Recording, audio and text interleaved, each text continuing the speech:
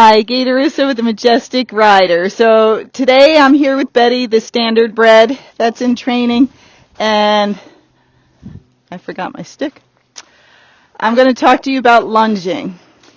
Is it okay to lunge your gaited horse? Yes, it is. You need a rope and you need a stick.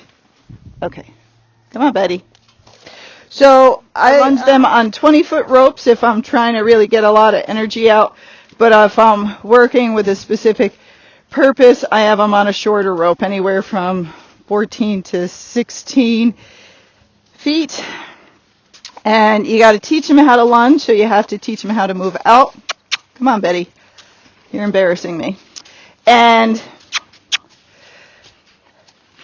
I'm going to tell you, so I have a shorter rope so I can move with her. I can make the circle bigger, smaller. I can steer her over poles. I could do the sending exercise with her. I can do a lot of things. But the things I like to do on the lunge rope is, one, it teaches the horse to balance themselves because they have no walls on the side. So yes, round penning is good, but at times you should put a rope on them in the round pen, take them off of the wall. And you'll see a lot of times those horses are depending on that wall for balance. It teaches your horse how to bend and step up underneath themselves with that inside hind leg. And you don't need a real long stick when you're doing this. You want to use a training stick, or you could use a dressage whip. But all you're trying to do is either keep their head straight or bump it in a little bit towards you and keep the middle of their body, so the belly part, bending and away from you. Okay, and then once they get the hang of it, this is just her slow trail walk because we just came in here.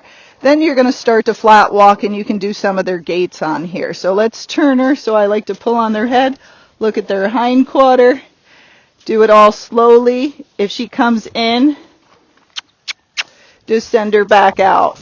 No big deal. If they come in too close, use the hard end of your stick. I'm letting her do some of these things so I can show you what to do. And if she still keeps coming in, you just keep tapping them until they figure out being farther away is better, because she stops hitting me. So when Betty came, her right hindquarter, when she travels, comes to the inside, and she does that under saddle. So this lunging helps her to learn how to bend better to the right. Again, any horse off of a racetrack, a standardbred or a thoroughbred, they're always going to be better to the left because that's what they've done most of their life. So it's very good to work them a lot to the right, get them bending, stepping up underneath themselves, and then that's also going to help with their hindquarter. If they have a stifle problem, yes, I still make some small circles, but I walk them to make them bigger.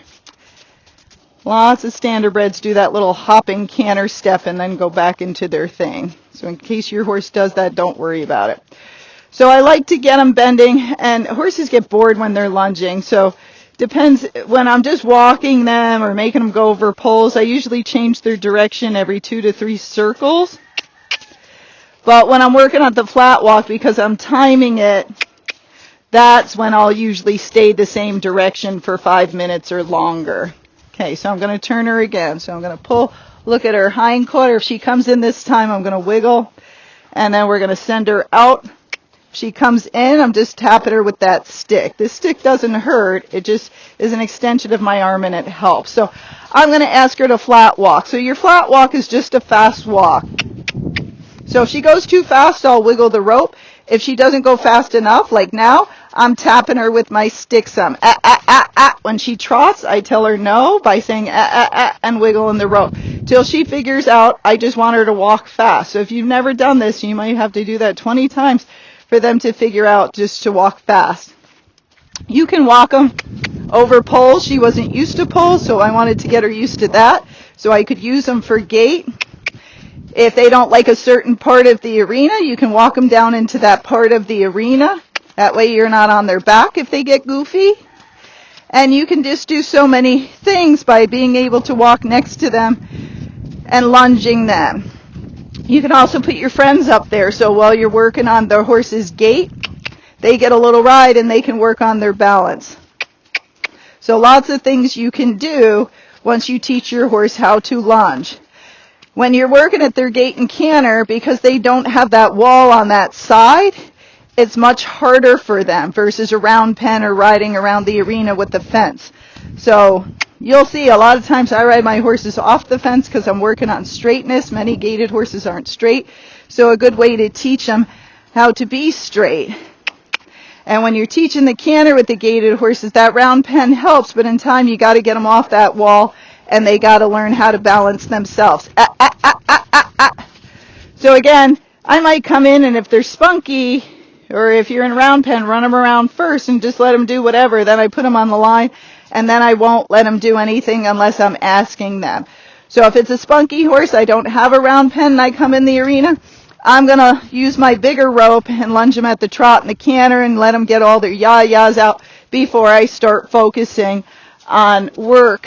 Well, if they come in too close like she did before, it's harder to get them out.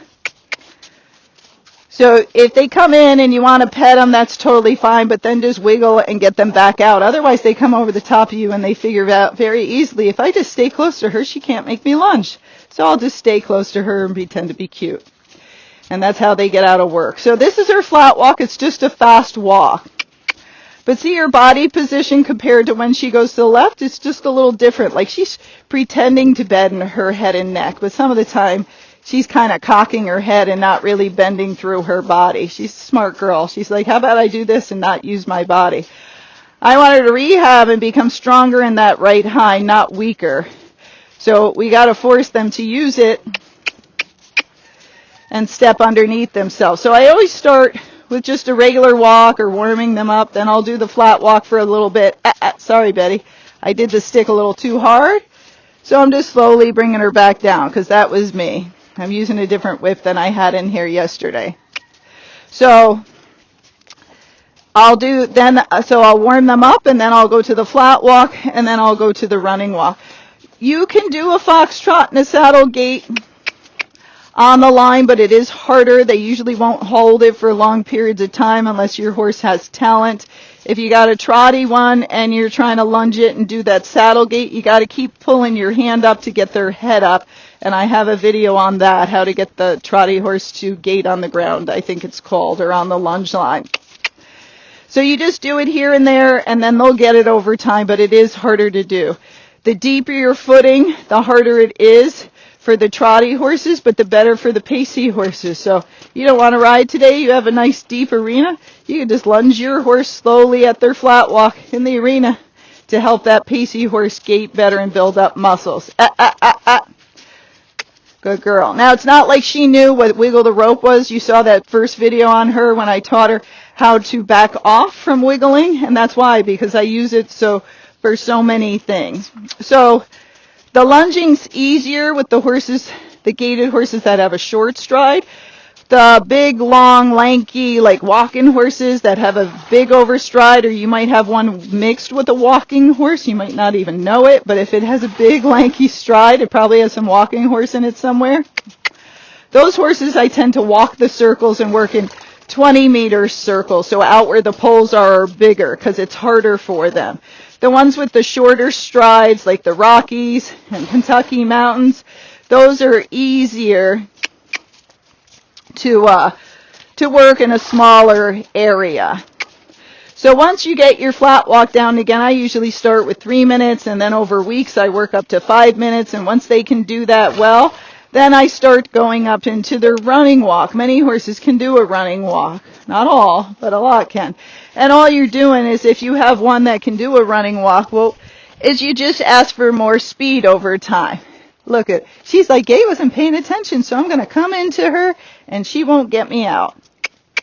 Out, Betty. Good girl. So this also helps the horse warm up its joints, which will make it gait better, especially the pacey ones. If you don't warm those pacey ones up and they get tense and anxious, they pace more.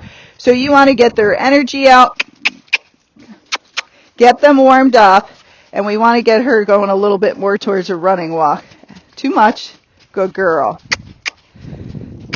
They're perfect till I put the video on, and then they don't do so well. But that's how you guys learn, so it's all good. So I'd like her to go just a little faster. almost right in between those two speeds. So you just got to keep practicing. It's the same under saddle. You just got to keep doing it till you get it. Good girl. But she's bending pretty well this way.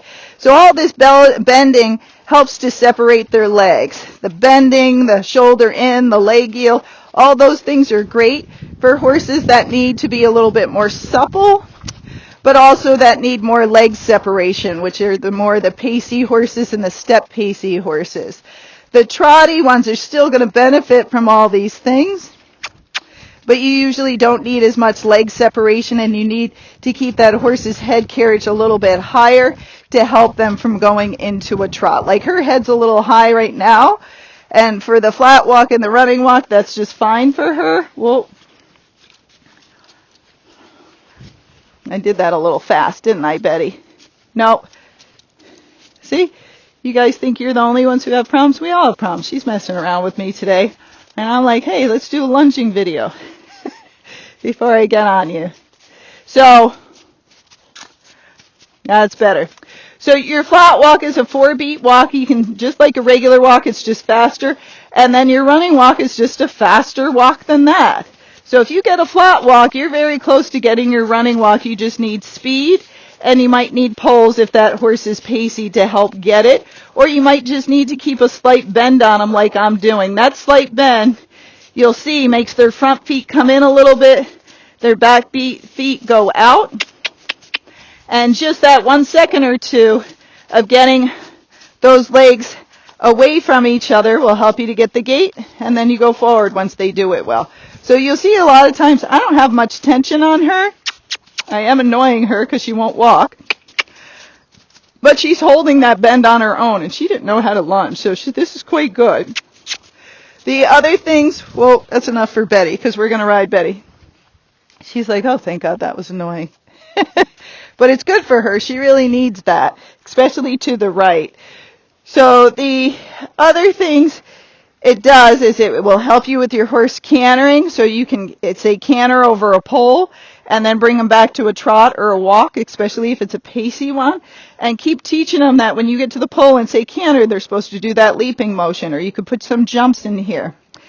Once they get that canter, even if they can canter in the round pen well, when you take them off that wall, some of them will start cross-cantering and getting lateral again.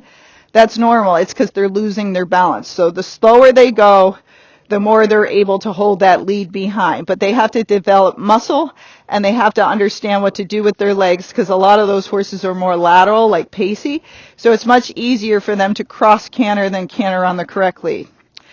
The trotty horses will also cross canter, especially if they can do a saddle gait, because that's a lateral movement. So it means your horse has some lateralness in him, and it starts coming out at the canter, especially if they're tired or off balance. They'll all of a sudden swap that lead in the back. It can be a sign of a stifle problem, but most of the time with the gaited horses, it's just weakness and they don't know what to do, and lateral's easy, so always go for easy instead of falling on your face. So you have to teach them what to do. So using poles, balancing them, getting them to canter, and rewarding them when they do the right thing will make a big difference in them getting there faster. And you can do it all through the winter if you have a small space. You saw how much space I use, not very much. You can get a lot of things done. They don't have to canter a whole circle. They canter a step here, they canter a step there, and what they're doing is building muscle, and they're also bringing their energy up and down and up and down. So it'll teach them not to panic when they hear that word canter or you give them the cue. So it can make a huge difference. So it's beneficial to teach your horse to lunge. It'll help if the vet ever needs to evaluate the horse. It helps if you have to do a vet check, because they always want you to lunge the horse. It's helpful if you don't have time to ride to keep your horse in shape. 5 to 10 minutes of lunging can make a huge difference. It will help with the pacey horse because you can take it over poles and teach it to bend. It can help with the trotty horse because you can raise its head up and actually ask it to be a little bit more lateral, like you'll see in my other video on that. And it helps with their canter. It also helps you to see how far they're stepping up with their hindquarters. Are they engaging themselves? Or maybe they have a weakness, and you'll see them do a little gitch in their gait once in a while. In the back end, that's usually their stifles. A lot of gait horses have stifle problems. So when you see that, you're like, oh, great, because Gaye has that article on stifle. She also has a rehab program. I'm going to start doing that. So when spring comes, you're going to be all ready to go. So you can work them, strengthen them. There's so many things you will see about your horse, how it gaits on the lunge line, what it does before it. Betty, that was bad. See her shove me? Bad. Don't let them do that. They'll try. She's like, enough talking, Gaye. Let's get to work. She's got to just wait. Wait. Okay. So anyhow, it does a lot of things for you. But if you don't practice it, they won't do it well. You got to teach them and then start doing it at least 2 times a week. But I recommend 3 times a week to 5 times a week. 5 to 10 minutes before you're going to ride them. Helps them warm up, will help their gait, make them less pacey, make them less crazy, and especially if they're arthritic, it warms those joints up. When you get on your horse, people think, I'll just warm it up out there. If you get on and run all the time, you're just teaching your horse to go forward all the time. Sure, you can move out some, but if you're going really fast to wear that energy off, it's better to lunge them, run them around, or do something else before you get on so you don't get that horse stuck on go because you keep running it all the time. Even if you can ride it out and it's bucking and leaping and you think it's kind of funny, you're teaching it bad habits. So better to get that energy out, get its brain focused, and work with it. And lunging can do that for you. And don't let people scare you that lunging is bad for the gaited horse. I've been doing this for over 20 years, and not one horse has had any problems from lunging, okay? You'll hear articles because everybody's going to say good and bad stuff about it. Even if it put more stress on their joints, I'd still do it because it's going to save you. It's going to help your horse gait better. It does help its muscles. And we're not doing anything extreme or super hard. We're not doing it for long periods of time. Remember, everything in moderation, like that other video I talked about that in. So we're not being crazy with it. We're just trying to warm them up, make them better, get the crazy out before we get up there in the saddle. And that will help you, okay? So don't worry so much when somebody says, oh, that's bad for your gaited horse. It's going to ruin it. Well, if you ruin it just for making a circle, that's a pretty bad trained horse. Betty. She's sneaky. So it just goes to show you that maybe they've done some tricks, and that's why that horse isn't going to gait anymore. Okay? They should have cues to walk, to trot, do their gait, and anything you're doing, and then they'll keep those things clear. But if you don't tell them and just let them do what they want, sure, that can change things. So you have to know how to ride them. You have to know what to do with them, but it's all about educating yourself, educating your horse, and making it a better communication between the two of you. And I think lunging does a lot of that, helps their strength and so many other things. All right, I'm going to start talking. All right, I hope that helps some of you out there if you were worried about lunging your gaited horse.